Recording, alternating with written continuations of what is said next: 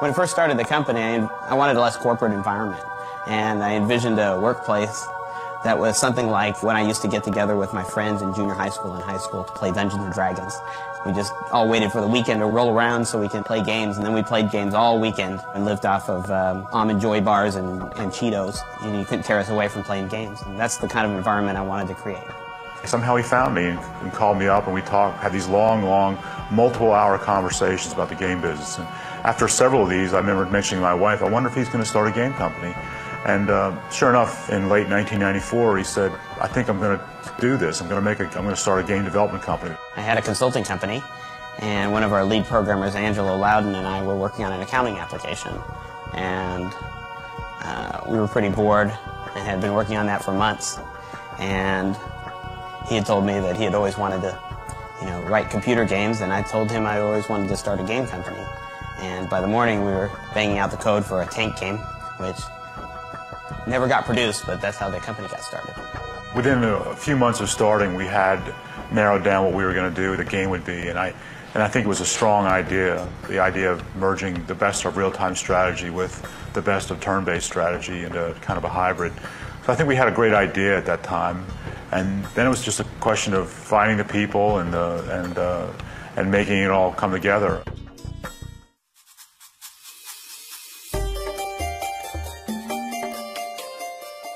In the original Age of Empires, we included a learning campaign based on the Egyptian rise to power.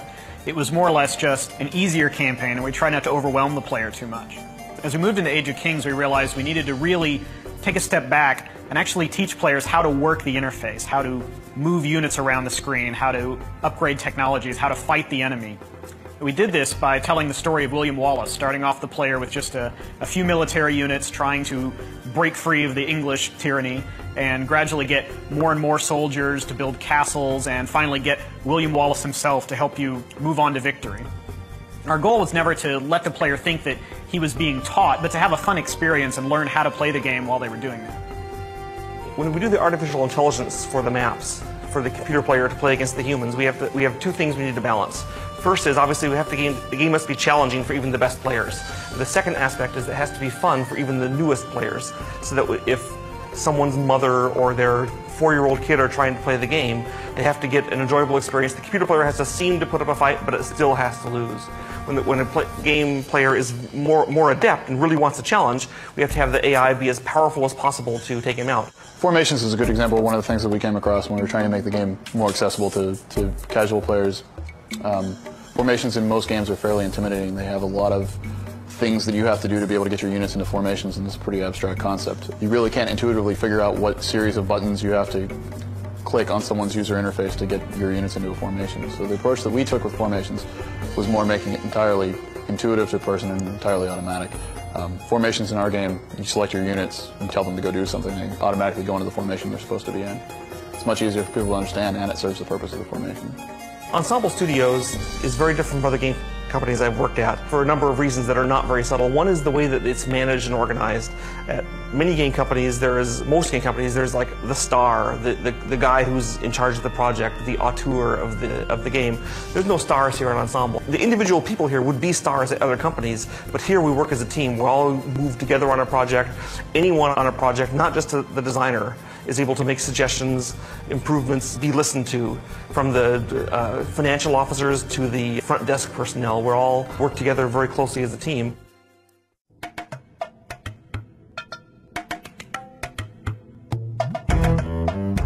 One of the things that people think of when they think about games is they think about the fun that goes into the game, getting the game in the box and out on the shelf for people to start playing. But in reality, it takes 2, 3, sometimes even 4 years to develop a game. It takes us about 24 months to actually put together a major release like Age of Empires 2. We had a lot of people work on Age 2, upwards of 40 people, I think, at one point, over 10 programmers. That's a pretty big entourage of programmers to kind of corral and work together, particularly when we were all pretty well versed in the engine and everybody could do a lot of different things. It was kind of a juggling match sometimes to figure out which person got which tasks. But then at the same time, we had a couple of tasks that were really only good and suited for one person because of all the experience built up. So I think we did a really good job on the project management of keeping the tasks flowing and keeping everybody busy. And again, I think that all comes from the communication and cooperation and respect that we all share as Ensemble employees.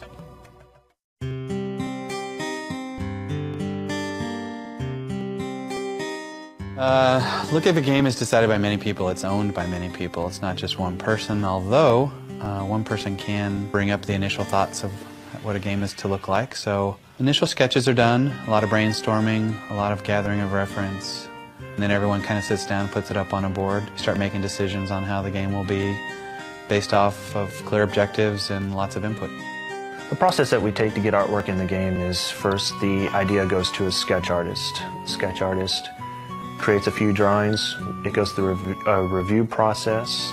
From the review process, it goes to an artist who builds a model and textures the model. After the model is textured, it usually goes to an animator. The animator animates, and from there, off into the game.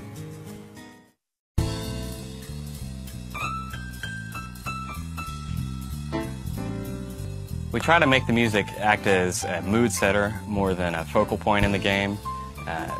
We feel that it's secondary to the sound effects. The sound effects give you a lot of information as to what's going on, and we try to complement that rather than overpower it. Traditionally, we use a lot of synthesizers and samplers to achieve our sound, but more recently we've started involving a lot of acoustic type instruments, bringing in as much percussion as we can find. Whenever we're out at a store, doesn't matter if it's on an official trip or not, we find things, we bring them in. We might not even know how to use them, but that doesn't matter. As long as we can make interesting sounds with them, they serve a purpose. To me, the best compliment is when someone says that they put our game CD in their car to listen to the music. So while we try to keep it as a background thing, as more of a mood setter in the game, it's great that people feel like they can take it away and listen to it on its own.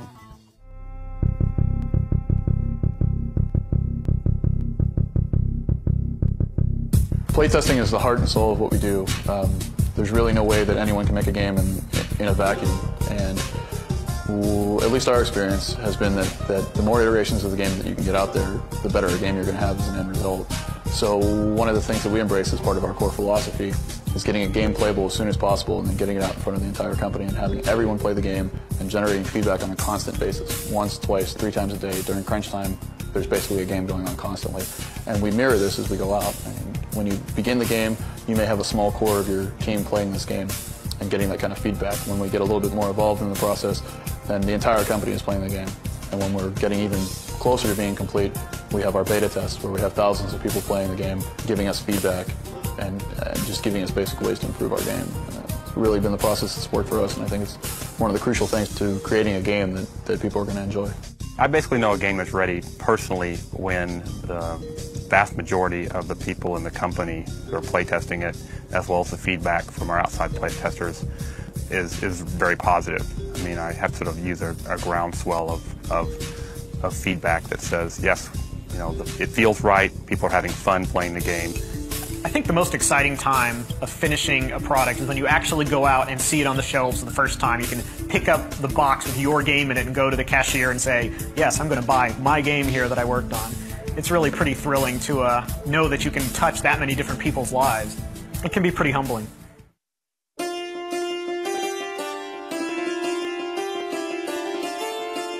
The difference between Ensemble Studios and other game companies that I've worked for has been profits, for one, and profits means that you can spend money on nice equipment and beautiful offices, and you have R&D budgets, and you have the best equipment.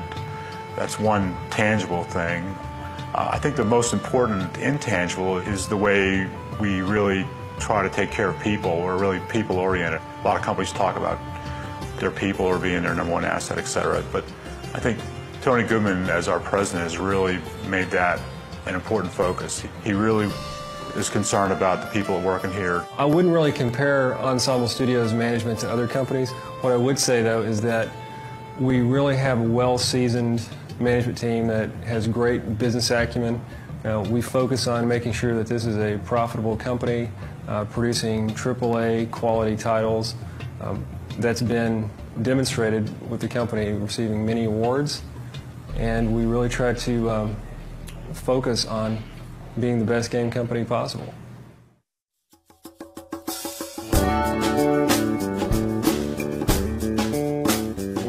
future for Ensemble Studios is an interesting question. People ask me all the time when I'm traveling about that kind of question. But I mean, they're usually thinking of 5 or 10 years out, and I tell them we only need to know what's going on 2 years from now or 3 years from now, because that's when our next game will be done, and we got to be sure that the next game will be successful when it comes out in 2 years or 1 year or 3 years.